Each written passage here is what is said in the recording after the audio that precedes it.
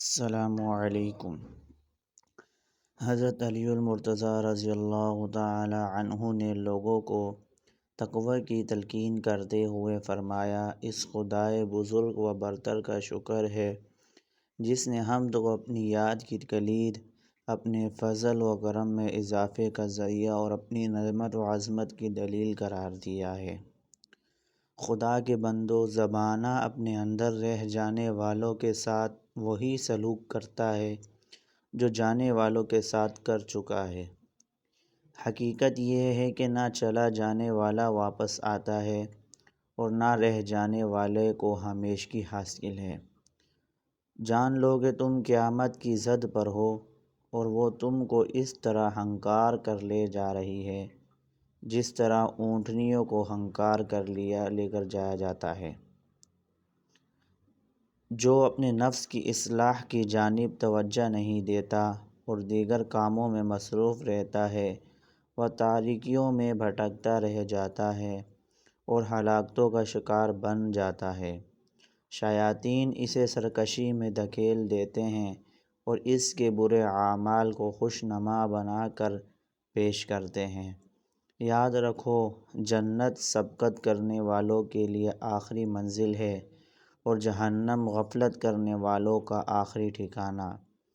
اے اللہ کے بندو، یاد رکھو کہ یہ تقوی عزت کا ایک محفوظ ترین قلعہ ہے اور فسق و فجور ذلت کا بدترین ٹھکانہ ہے۔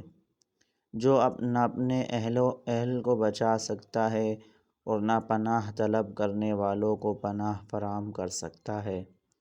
تقوی گناہوں کے ڈنگ زائل کرنے کا کارگر نسخہ ہے اور بلند ترین منزل یقین ہی کی مرہون منت ہے۔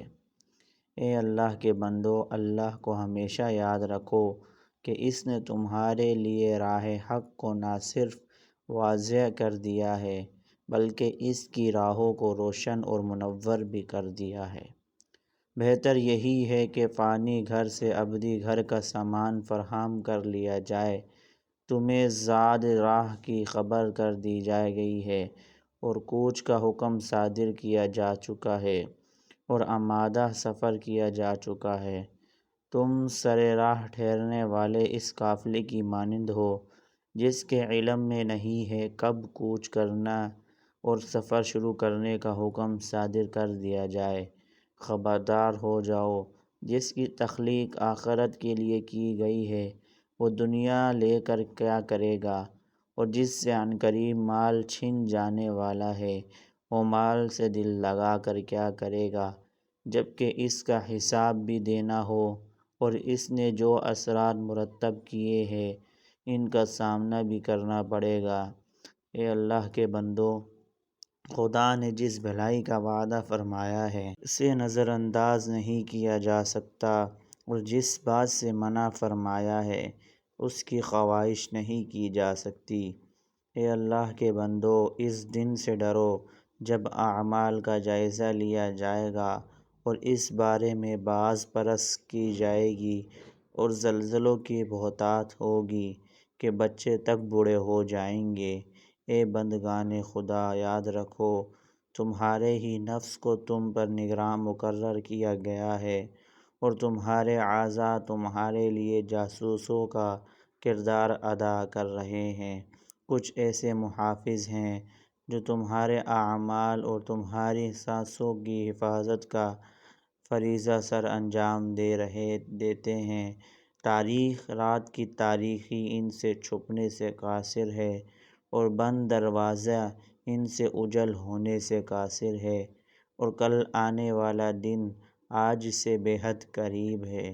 آج کا دن اپنے ساز و سامان کے ساتھ رخصت ہو جائے گا اور کل کا دن اس کے پیچھے چلا آ رہا ہے، یعنی ہر شخص زمین میں اپنی تنہائی کی منزل اور گھوڑے کے نشان تک رسائی حاصل کر چکا ہے۔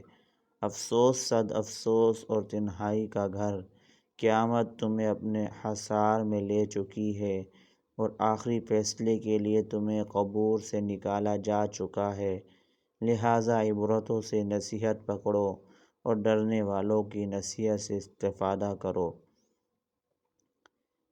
دوستو اگر آپ کو ویڈیو پسند آئی ہے تو ویڈیو کو لائک اور چینل کو سبسکرائب لازمی کریں۔ ملتے ہیں اگلی ویڈیو میں، خدا حافظ۔